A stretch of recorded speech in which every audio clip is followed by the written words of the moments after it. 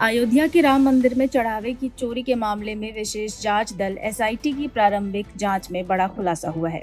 जांच में control room प्रभारी सहित करीब 40 लोगों की भूमिका संदिग्ध और लापरवाही पूर्ण पाई गई है।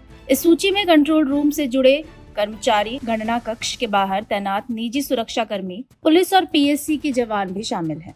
अब सभी आरोपियों की भूमिका की अलग अलग और गहन से जांच की जा रही है। जांच से जुड़े आधिकारिक सूत्रों के अनुसार एसआईटी रिपोर्ट के आधार पर दोषियों का वर्गीकरण किया जा रहा है। जिन लोगों को करोड़ों रुपए के चढ़ावे की चोरी में प्रत्यक्ष आपराधिक संलिप्तता सामने आएगी, उनके खिलाफ एफआईआर दर्ज कर कानूनी कार्रवाई की जाएगी। वहीं जिन अधिकारियों और कर्मचारियों के स्तर पर ड्यूटी में लापरवाही या सुरक्षा व्यवस्था में चूक पाई गई, उनके खिलाफ विभागीय कार्रवाई की तैयारी की जा रही है। एसआईटी रिपोर्ट में राम मंदिर की सुरक्षा व्यवस्था पर गंभीर सवाल उठाए गए हैं। रिपोर्ट के अनुसार हाई सिक्योरिटी जोन होने के बावजूद सुरक्षा के कई स्तरों पर चूक हुई, जिसका फायदा उठाकर चोरों ने वारदात को अंजाम दिया। जांच में सामने आया है कि गणना कक्ष और उसके आसपास तैनात सुरक्षा कर्मियों की जिम्मेदारियां पहले से तय थी, लेकिन निगरानी और सतर्कता में कई महत्वपूर्ण खामियां रही।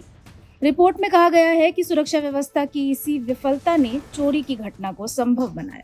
इस मामले में श्री राम जन्मभूमि तीर्थ क्षेत्र ट्रस्ट के पदाधिकारियों की भूमिका की जांच भी की जा रही है। जांच एजेंसियों ने स्पष्ट किया है कि ट्रस्ट की किसी भी पदाधिकारी को फिलहाल क्लीन चिट नहीं दी गई है। ट्रस्ट के महासचिव चंपत राय, सदस्य अनिल मिश्र और निर्माण समिति से जुड़े सहायक गोपाल राव की भूमिका की भी विस्तृत जांच की जा रही है।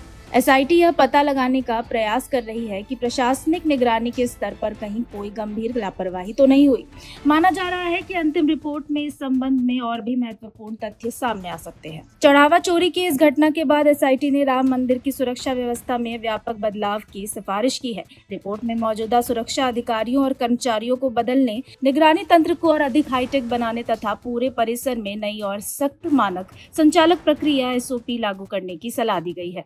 इसके साथ ही सुरक्षा व्यवस्था को अधिक पारदर्शी, जवाबदेह और प्रभावी बनाने पर जोर दिया गया है। जांच एजेंसियों का मानना है कि नई सुरक्षा व्यवस्था लागू होने के बाद भविष्य में इस तरह की घटनाओं की संभावना को काफी हद तक रोका जा सकेगा। फिलहाल पूरे मामले में विस्तृत जांच जारी है और अंतिम रिपोर्ट के आधार पर आगे की कार्रवाई की जाएगी।